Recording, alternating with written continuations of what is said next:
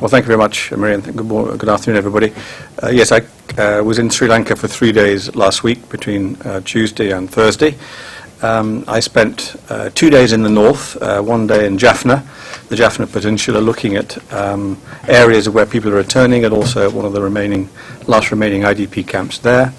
Talking also to civil society, the Bishop of Jaffna, and other colleagues from the Peace and Reconciliation Committee there. I then spent a day in and around Vavunia, visiting the main IDP camp in Menik Farm, and also an area in the Manar region where people again are returning home in large numbers. I spent a day in Colombo when I was able to talk to the President, the Foreign Minister, the Minister of Disaster Management, the Secretary of Defence, and Basil Rajapaksa, the Presidential Advisor, who's been taking a particular interest in these northern issues, and also meeting with the delegation of members of Parliament from the Tamil National Alliance, which is the main Tamil party there. I think the main thing to say is that things have been changing for the better in the last few weeks, and I was able to confirm that for myself. I think the main point is that the release of IDPs from the camps has been going on at a very fast pace, and that is continuing. When I was in Menik Farm at the end of last week, the number of people there was less than half what it had been at the end of the hostilities, less than 135,000 compared to around 280,000 at the very start of the very end of the hostilities and the start of the current phase with the IDPs in camps. And that's good news. That process of return is continuing, 1,000, 2,000, 3,000 a day, something like that. There is a plan to return a lot of people, about 30,000 IDPs, to the area around Kilinochchi starting on the 1st of December. So this process is continuing. That's one of the things we've been obviously asking for, that people should be released from the camps and allowed to return home. It's good to see that happening at a good speed now. The government have made clear, they made clear to me while I was there privately, and they've confirmed it again publicly since then, that their intention is to have everybody out of the camps by the end of January 2010. The other piece of good news is that the government have now announced, this was after my visit on Saturday by the Presidential Advisor Basil Rajapaksa, that there will be from the 1st of December freedom of movement for the IDPs. They will be allowed to go in and out of the camps, subject to a registration process.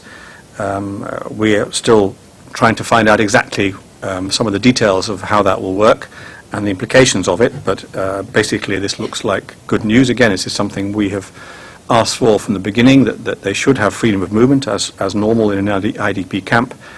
They should be able to move freely, and so again, I think there's obviously a welcome for that, and the Secretary General has welcomed it, as I think Marie read out earlier. And that's this question of freedom of movement has been fundamental from the start, even more than the question of returns, because if people can move freely in and out of camps, then the question of the speed of return becomes a little bit less critical. It's clear that those who are leaving the camps and going back home welcome that process very much, as you can imagine. Nevertheless, there are concerns about the quality of the returns process, if I can put it that way. How consultative it is, how much the IDPs themselves are involved with the process of returns, how much notice they have. We've expressed concerns to the government about how much notice we have as UN agencies before movements of people in particular directions, to enable ourselves to prepare. So there are those concerns there about how fast the demining process is continuing, what the quality of basic services in the areas to which people are returning. And we will continue to follow that with concern. Nevertheless, as I say, the most important thing is that people are happy to be going back, and I was able to confirm that for myself by talking to people who are about to return from Menik Farm, and by talking to people who had just gone back to some of these areas. They do have an accompanying package of cash. Was 25,000 rupees. I think the government have just announced that this is going to go up to 50,000 rupees.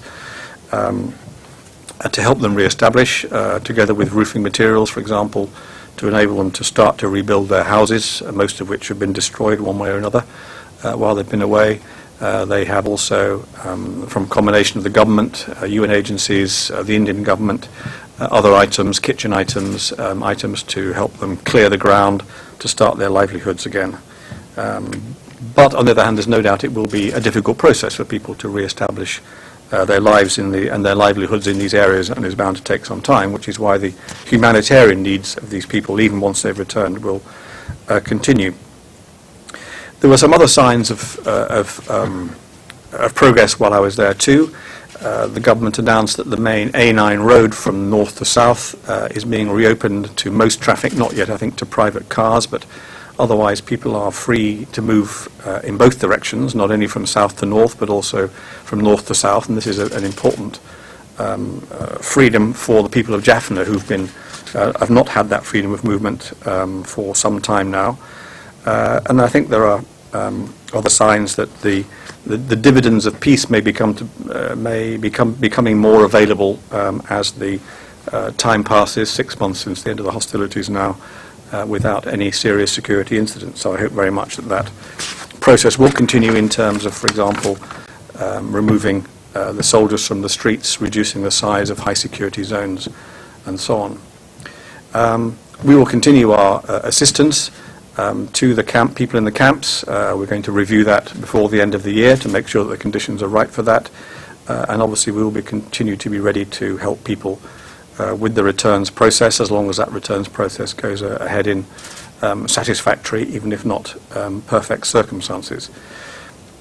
So again, to summarize, I think some good progress in some important areas, plenty of problems still to resolve.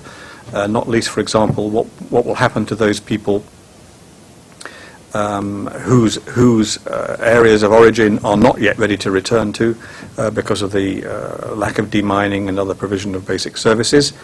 We're also very keen to encourage the process of political reconciliation, which is fundamental to make sure that the opportunity posed by the end of the war is not missed. That process, I hope, will continue, but obviously there will be a lot of focus in the near future on the elections. I think the President announced presidential elections in the middle of January earlier today, and that is going to obviously occupy a lot of attention for the next few weeks.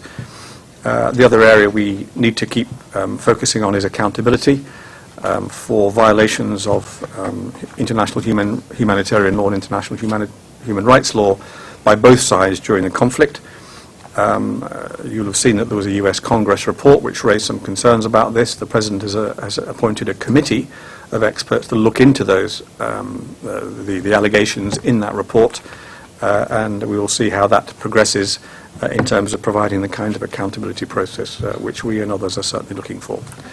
So let me stop there.